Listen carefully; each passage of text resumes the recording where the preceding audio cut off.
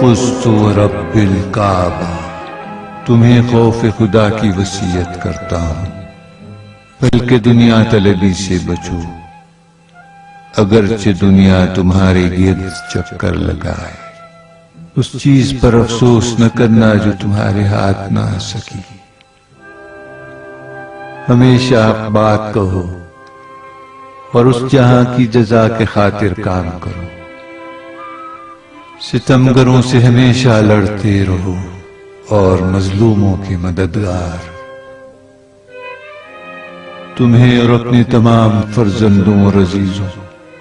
اور ہر اس شخص کو وصیت کرتا ہوں جس تک یہ میری وصیت پہنچے، خدا کا خوف کرو، خدا کا خوف کرو، اپنے کاموں کو منظم رکھو اور ایک دوسرے کے درمیان صلح اور آشتی سے کام لو،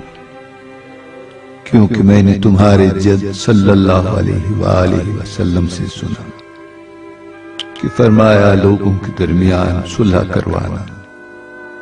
سالوں کی نماز اور روزے سے بہتر ہے، خدا کے لیے یتیموں کا خیال رکھنا، انہیں کبھی بھوکا اور کبھی سیر نہ چھوڑنا، انہیں یوں ہی نہ سمجھنا، خدا کے لیے پڑوسیوں کا خیال رکھنا، ان کی سفارش پیغمبر نے کی اور بارہا ان کے بارے میں فرماتے رہے، یہاں تک کہ ہم گمان کرنے لگے کہ شاید ارث میں بھی ان کا حصہ قرار دیں گے، خدا کے لیے قرآن کا خیال رکھنا، کہیں ایسا نہ ہو کہ دوسرے لوگ قرآن پر عمل کرنے میں تم پر سبقت لے جائیں، خدا کے لیے نماز کا خیال رکھنا جو تمہارے دین کا ستون ہے، خدا کے لیے حج کے موقع پر کہیں ایسا نہ ہو کہ خانہ خدا کو خالی چھوڑ دو، جتنے دن بھی اس دنیا میں ہو، اگر بیت اللہ کی حرمت کا خیال نہ رکھا تو سخت عذاب میں مبتلا ہو جاؤ گے،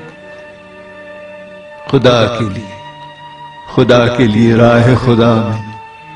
اپنے نام و جان و زبان کے ذریعے جہاد کرتے رہنا اور تم پر آپس میں مل کر رہنا اور ایک دوسرے کو معاف کرنا ضروری قرار دیتا ہوں۔ کہیں ایسا نہ ہو کہ ایک دوسرے سے منہ موڑ کر تعلقات ختم کرنا۔ امر بالمعروف و نہی عن المنکر کو ترک مت کر دینا،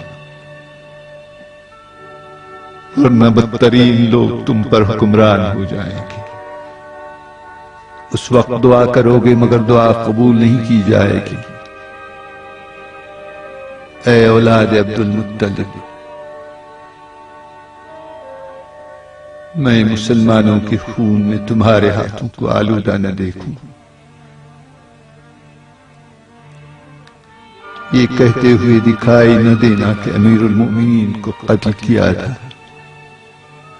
جان لو کہ میرے قاتل کے علاوہ کسی کو میرے بدلے نہ مارنا۔ اور دیکھو اگر میں اسی ایک ضربت میں مر گیا تو اسے بھی ایک ہی ضربت لگانا، اور اس کے ہاتھ پیر اور دیگر اعضاء کو نہ کاٹنا، کیونکہ میں نے رسول اکرم صلی اللہ علیہ وآلہ وسلم سے سنا ہے